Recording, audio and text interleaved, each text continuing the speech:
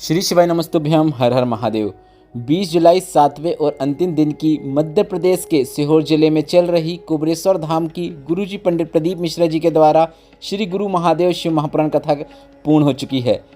आज की कथा में गुरुजी ने किस्मत बदलने वाला प्रदोष का एक बिल्कुल नए उपाय की जानकारी दी है, जिसे हम आपको विस्तार से इस वीडियो में बताने वाले हैं। साथ ही आज की कथा में गुरुजी ने श्रम्भेश्वर महादेव का नाम लेते हुए 2 नए उपाय को कैसे करना है वह जानकारी दी है, वह भी हम आपको आसान भाषा में समझाएंगे। आज की कथा में गुरुजी ने सभी से सावन के पहले दिन अर्थात 22 जुलाई जो कि सावन का पहला दिन है और यह दिन सोमवार का भी है, तो सावन सोमवार मतलब सावन के पहले दिन में एक विशेष उपाय करने को कहा है। यह भी हम आपको इस वीडियो के माध्यम से समझाने का प्रयास करेंगे। साथ ही कल मतलब 21 जुलाई गुरु पूर्णिमा के अवसर पर महादेव को आपको अपना गुरु कैसे बनाना है, जो कि गुरुजी पंडित प्रदीप मिश्रा जी ने बताया है, वह उपाय भी हम आपको इस वीडियो के माध्यम से बताने वाले हैं। साथ ही आपको 21 जुलाई गुरु पूर्णिमा का एक महामनोकामना पूर्ति उपाय, उसे आपको कैसे करना है वह उपाय को भी हम आपको वीडियो में करके बताएंगे, ताकि देखकर समझने में आपको आसानी हो। आज 20 जुलाई 7वें और अंतिम दिन की गुरु महादेव शिव महापुराण कथा में गुरुजी ने कुल 16 उपाय पत्र और उपयोगी जानकारियां दी हैं। सभी की जानकारी हम आपको इस वीडियो के माध्यम से देने वाले हैं। अगर किन्हीं कारणवश आपने आज की कथा नहीं सुन पाई है तो पूरी कथा का रस्ता आपको इस छोटे से वीडियो से प्राप्त हो जाएगा। बढ़ते हैं आज की कथा की पहली विशेष जानकारी की ओर। गुरुजी ने कहा आज कथा विराम दिवस की ओर है। आज कथा पूर्ण हो जाएगी, आप अपने अपने घर चले जाएंगे तो सभी को कुबेर भंडारी से निवेदन करके जाना है कि ऐसी झोली भरना कि आपकी पवित्र भूमि में मैं भी एक बार जजमान जरूर बनूं। बढ़ते हैं आज की कथा की दूसरी विशेष जानकारी की ओर। गुरुजी ने कहा एक भक्ति, एक विश्वास, एक दृढ़ता हमारे जीवन को सार्थक कर देती है, और जब तक विश्वास और भक्ति हमारे जीवन को सार्थक न करे तब तक हमारा मनुष्य जीवन लेना बेकार है। बढ़ते हैं आज की कथा की तीसरी विशेष जानकारी की ओर। गुरुजी ने कहा कई लोग कहते हैं कि आवारा गाय घूम रही है, पढ़े लिखे लोग भी कहते हैं कि गाय आवारा घूम रही है, सड़क में घूम रही है हमारी गौ माता आवारा नहीं है, बल्कि तुम्हारी दृष्टि आवारा हो गई है, इसलिए तुम्हें वह आवारा नजर आती है। गुरुजी ने कहा उसका दूध निकालकर तुमने उसे छोड़ दिया, वो भूखी घूम रही है, बारिश में धूप में परेशान हो रही है, बारिश में वह ज़मीन गीली होने की वजह से रोड पर आकर खड़ी हो जाती है, जिसे तुम आवारा कह रहे हो। जिस गाय का दूध पीकर आप और हम बल्कि पूरा संसार बड़ा होता है, उसे सम्मान मिलना चाहिए। इसके बाद गुरुजी ने कहा और हम सरकार से यह निवेदन करना चाहेंगे कि बच्चों के पाठ्यक्रम में गौ माता का भी एक पाठ अवश्य जोड़ देना चाहिए। बढ़ते हैं आज की कथा की चौथी विशेष जानकारी की ओर। रीना जी हरियाणा से पत्र लेकर आए, जिसमें लिखा इतनी हालत ख़राब हो गई थी कि वर्णन नहीं कर सकते, हमारी पोजीशन अच्छी नहीं थी कि अच्छे से गुजारा भी कर सके। तभी मेरे बेटे ने कहा कथा पंडाल में कथा सुनो, बाबा अवश्य कृपा करेंगे। मैंने सालासर राजस्थान की 2 दिन की कथा को पंडाल में बैठकर सुना और आ गई। मेरे बेटे ने इंडियन नेवी का एग्ज़ाम दिया, उसे पूरा विश्वास था कि वह इस बार ज़रूर सिलेक्ट होगा, पर उसे ऐसा लग रहा था कि हर बार की तरह इस बार भी विफल ना हो जाए। बाबा की कृपा से मेरे बेटे का इंडियन नेवी में चयन हो गया है, उसी का आभार व्यक्त करने के लिए हम कथा पंडाल में आए हैं।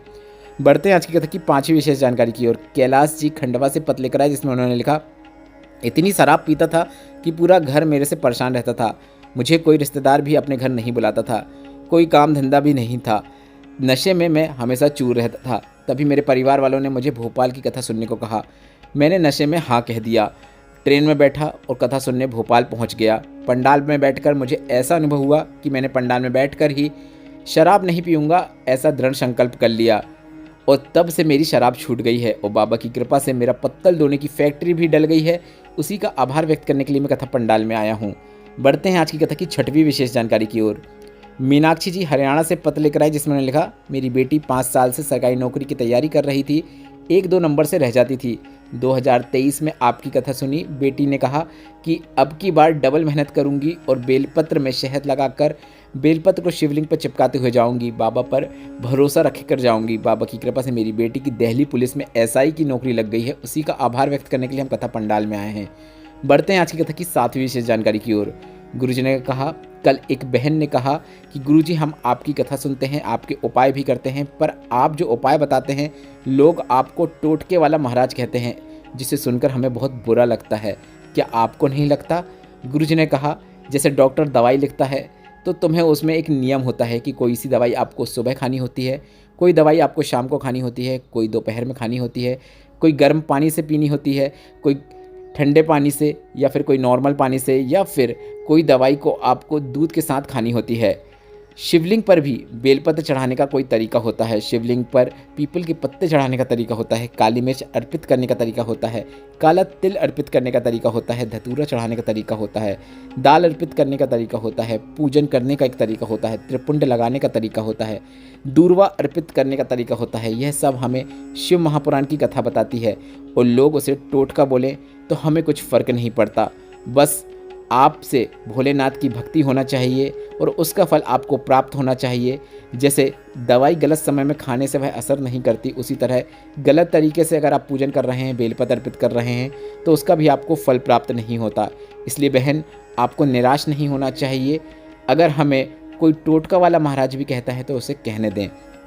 बढ़ते हैं आज की कथा की 8वीं विशेष जानकारी की ओर।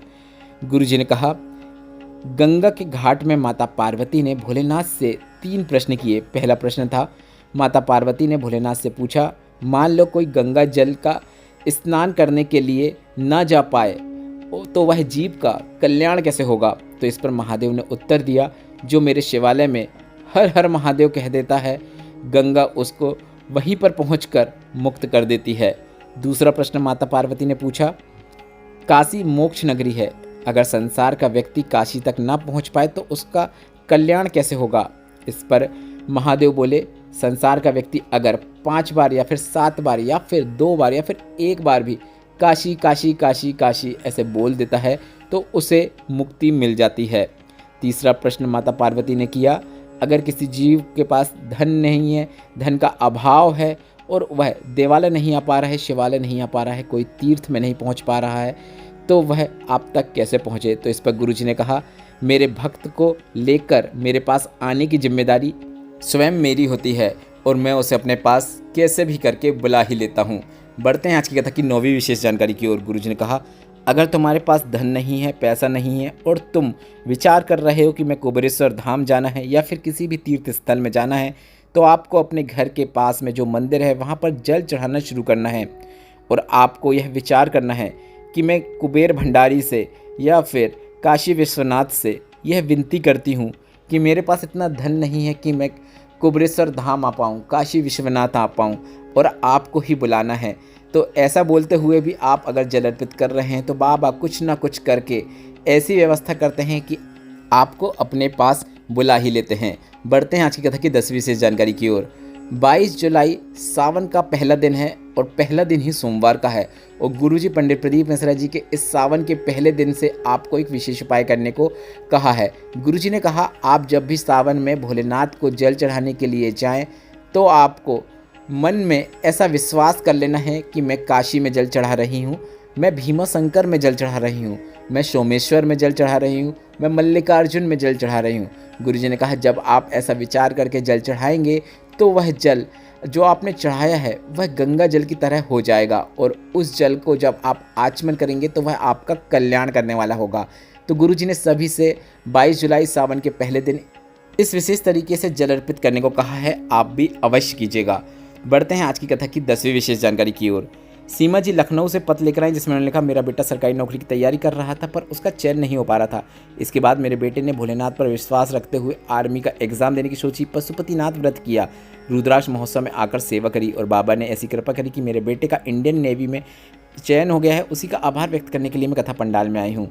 बढ़ते हैं आज की कथा की 11वीं विशेष जानकारी की ओर। नैन्सी दत्त जी इंदौर से पत्र लेकर आई, जिसमें लिखा, मेरी बेटी सरकारी नौकरी की तैयारी करते करते हारने लगी थी। मैंने कहा खूब मेहनत करो और बाबा पर विश्वास रखो। तो मेरी बेटी ने 5 एग्ज़ाम देने की सोची और सोचा एक ना एक एग्ज़ाम में तो अवश्य सफल हो जाऊंगी, और उसने खूब मेहनत करी। सीहोर जाकर कंकर शंकर की पूजन करके आ गई। मेरी बेटी 5 एग्ज़ाम में पास हो गई और उसने 5 सरकारी नौकरियों में से 1 सरकारी नौकरी चुनी, सेंट्रल बैंक की नौकरी कर रही है। उसी का आभार व्यक्त करने के लिए हम कथा पंडाल में आए हैं। बढ़ते हैं आज की कथा की 12वीं विशेष जानकारी की ओर। अब आपको हम बता दें, कल गुरु पूर्णिमा महोत्सव के अवसर पर सीहोर कुबेरेश्वर धाम में गुरुजी पंडित प्रदीप मिश्रा जी के द्वारा दीक्षा दी जाएगी, जिसका लाइव प्रसारण आस्था चैनल पर भी होगा, जिसे आप 21 जुलाई को सुबह 9:30 बजे से 11 बजे तक देख पाएंगे। बढ़ते हैं आज की कथा की 13वीं विशेष जानकारी की ओर। गुरुजी पंडित प्रदीप मिश्रा जी गुरु पूर्णिमा के दिन जो गुरु दीक्षा देंगे वह तो आप देख ही सकते हैं, पर गुरुजी ने गुरु पूर्णिमा के दिन भोलेनाथ को अपना गुरु बनाने का एक तरीका बताया है, जो कि गुरुजी पंडित प्रदीप मिश्रा जी ने इसी सीहोर कोबरेश्वर धाम में चल रही गुरु महादेव शिव महापुराण कथा में बताया है। गुरुजी ने कहा है, अगर आप इस संसार सागर में किसी को गुरु नहीं बनाना चाहते, भोलेनाथ को ही अपना गुरु बनाना चाहते हैं, तो आपको भोलेनाथ के शिवलिंग पर 1 लोटा जल अर्पित करना है। इसके बाद आपको शिवलिंग का स्पर्श करते हुए बोलना है, हे महादेव, इस संसार सागर में किसी को अपना गुरु ना मानते हुए मैंने आपको ही गुरु के रूप में चुना है और अब सब आपको ही संभालना है। बस इतना बोलना है और महादेव को आपको अपना गुरु बना लेना है। बढ़ते हैं 14वीं जानकारी की ओर। गुरुजी पंडित प्रदीप मिश्रा जी ने अपने पिछले वर्ष की कथा में एक विशेष उपाय की जानकारी दी थी, जिसे आप गुरु पूर्णिमा के अवसर पर कर सकते हैं। ये काफ़ी अच्छा मनोकामना पूर्ति उपाय है, जो कि पूर्णिमा की विशेष तिथि में किया जाता है। आपको सबसे पहले भोलेनाथ की शिवलिंग पर 1 चावल का दाना अर्पित करना है। आप वीडियो में भी देखकर समझ सकते हैं कि यह उपाय आपको किस प्रकार से करना है। 1 चावल का दाना आपको भोलेनाथ की शिवलिंग पर अर्पित करना है। इसके बाद आपको एक बेलपत्र को इसी चावल के दाने के ऊपर अर्पित कर देना है। इसके बाद आपको 1 कलश जल शिवलिंग के ऊपर अर्पित कर देना है। इसके बाद श्री शिवाय नमस्तुभ्यम मंत्र का उच्चारण करते हुए अपनी मनोकामना बोलना है। और आपको इस बात का ध्यान रखना है, यह उपाय करते समय आपको चंद्रमौली महादेव का नाम भी स्मरण करना है। मतलब आप जब भी चावल का दाना अर्पित करेंगे, बेलपत्र अर्पित करेंगे और जल अर्पित करेंगे, तो पहले आपको चंद्रमौली महादेव का नाम स्मरण करना है। इसके बाद आपको कामना करते समय श्री शिवाय नमस्तुभ्यम बोलना है और अपनी कामना बोलना है। और कामना बोलने के बाद भी एक बार और श्री शिवाय नमस्तुभ्यम बोल देना है। बस इतना ही करना है। यह उपाय आप 21 जुलाई गुरु पूर्णिमा के अवसर पर कभी भी कर सकते हैं। बढ़ते हैं अब आज की कथा में गुरुजी के बताए 2 विशेष उपायों की ओर, जो कि बिल्कुल नए उपाय हैं। श्रम्भेश्वर महादेव का नाम लेते हुए आपको यह दोनों उपाय करने होते हैं, इसलिए आप ध्यान से सुनिएगा कि यह उपाय आपको किस प्रकार से करना है। गुरुजी ने कहा, भगवान शंकर ने सभी 33 कोटि देवी देवताओं को अपने अंदर समाहित करके एक रूप रखा, जिसे हम श्रम्भेश्वर महादेव के नाम से जानते हैं। गुरुजी ने कहा, किस्मत बेकार चल रही है, ग्रह बेकार चल रहे हैं, जीवन में कुछ भी अच्छा नहीं चल रहा है।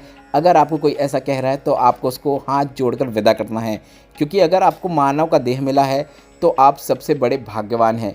पर आपको अगर जीवन में उन्नति हासिल करना है, जीवन में कुछ भी अच्छा नहीं चल रहा है, सब बेकार चल रहा है, तो किस्मत बदलने के लिए आपको सबसे पहले परिश्रम तो करना ही है, पर एक साथ ही साथ एक सरल और आसान उपाय करना है। आपको 7 कनेर के पुष्प लेना है। 7 कनेर के पुष्प लेना है। अब यह कनेर के पुष्प आपको हाईवे में या रोड में आसपास देखने को मिल जाते हैं, जो कि पीले कलर के होते हैं। 7 कनेर के पुष्प को आपको एक बेलपत्र के ऊपर सीधे पत्ती की ओर रखना है। मतलब आप अपने हाथ में बेलपत्र रखें, उसमें आपके सीधे हाथ की ओर जो पत्ती होगी, उसी पत्ती में आपको 7 कनेर के पुष्प रख देना है। और यह उपाय आपको 2 से 3 प्रदोष करके देखना है। गुरुजी ने कहा, आपको एक बेलपत्र के सीधे पत्ती में 7 कनेर के पुष्प रखना है। इसके पास नंदी भगवान के पास बैठकर श्री शिवाय नमस्तुभ्यम बोलकर माता अशोक सुंदरी के स्थान पर इस बेलपत्र और पुष्पों का स्पर्श कराते हुए सभी चीज़ों को शिवलिंग के ऊपर अर्पित कर देना है। इस प्रकार से अर्पित करें कि बेलपत्र की डंडी जलाधारी की ओर हो। इसके बाद आपको 5 बार नमः शिवाय या फिर श्री शिवाय नमस्तुभ्यम या फिर ओम नमः शिवाय बोलते हुए बेलपत्र अकेले को वापस प्राप्त कर लेना है। और पूजन वाले स्थान पर किसी भगवान की पुस्तिका चालीसा में आपको उस बेलपत्र को रख देना है। जितने भी आप प्रदोष करेंगे उतनी बेलपत्र आपकी इकट्ठे होते जाएगी, आपको रखते जाना है। गुरुजी ने कहा, आपकी किस्मत अवश्य चमकेगी, आप खुद देखेंगे। पर साथ में आपको परिश्रम भी करना है, मेहनत भी करना है। सफलता भोलेनाथ की कृपा से आपको मिलकर ही रहेगी। यह उपाय आप आने वाले प्रदोष से कर सकते हैं। बढ़ते हैं 16वें और अंतिम जानकारी की ओर। गुरुजी ने कहा, मान लो डॉक्टर ने कह दिया है गर्भस्थ में जो बच्चा है उसकी धड़कन नहीं है, शरीर पूरा नहीं बना है, स्वस्थ नहीं है, तो आपको 7 बेलपत्र लेना है और 7 कोई भी पुष्प ले लेना है। आप 7 कोई भी पुष्प लेंगे पर एक ही प्रकार के लीजिएगा। आपको श्रम्भेश्वर महादेव का नाम स्मरण करते हुए एक बेलपत्र को अर्पित करना है। इसके बाद आपको एक पुष्प अर्पित करना है। फिर इसके बाद फिर एक बेलपत्र अर्पित करना है, फिर एक पुष्प अर्पित करना है। यह सभी चीज़ें आप शिवलिंग के ऊपर अर्पित करेंगे, पर एक एक करके आपको श्रम्भेश्वर महादेव का नाम स्मरण करते हुए करना है। इसके बाद आप जब सभी बेलपत्र और पुष्प अर्पित कर देंगे तो कोई भी एक बेलपत्र और एक पुष्प को लेकर आपको घर आ जाना है। इसके बाद 15 दिन बाद आप फिर से जांच कराइए जो गर्भस्थ बच्चा है वह पूर्ण होगा, स्वस्थ होगा। शंभेश्वर महादेव का स्मरण करने से 33 कोटि देवी देवताओं का भाव उसमें विद्यमान होता है। गुरुजी पंडित प्रदीप मिश्रा जी के यह शंभेश्वर महादेव वाले उपाय अभी हमने आपको वीडियो के माध्यम से तो करके नहीं बताए हैं, पर कल या परसों हमारा वीडियो आ जाएगा जिसमें हम यह उपाय आपको वीडियो के माध्यम से भी करके बता देंगे, ताकि देखकर समझने में आपको आसानी हो। यह वीडियो जो अभी आपने देखा है यह आपको उपयोगी लगा हो तो इस वीडियो को लाइक करके कमेंट बॉक्स में हर हर महादेव अवश्य टाइप कीजिएगा। और अगर आपके कोई प्रश्न है तो वे भी आप कमेंट बॉक्स के जरिए पूछ सकते हैं। और हमने आपके लिए व्हाट्सएप चैनल बनाया है जिसमें ज्वाइन होने के लिए आपको कमेंट बॉक्स में दी गई व्हाट्सएप चैनल के लिंक पर टच करके आप हमारे साथ व्हाट्सएप में जुड़ सकते हैं, जिसमें हम रोजाना की तिथियों की जानकारी के साथ साथ भोलेनाथ के सुंदर स्टेटस और अन्य उपयोगी जानकारी भी आप तक पहुँचाते हैं, जो कि बिल्कुल फ्री है। तो कमेंट बॉक्स में दी गई व्हाट्सएप चैनल के लिंक में टच करके आप वहाँ पर भी हमें फॉलो कर सकते हैं। वीडियो उपयोगी लगा हो तो कमेंट बॉक्स में हर हर महादेव अवश्य टाइप कीजिएगा। श्री शिवाय नमस्तुभ्यम। हर हर महादेव।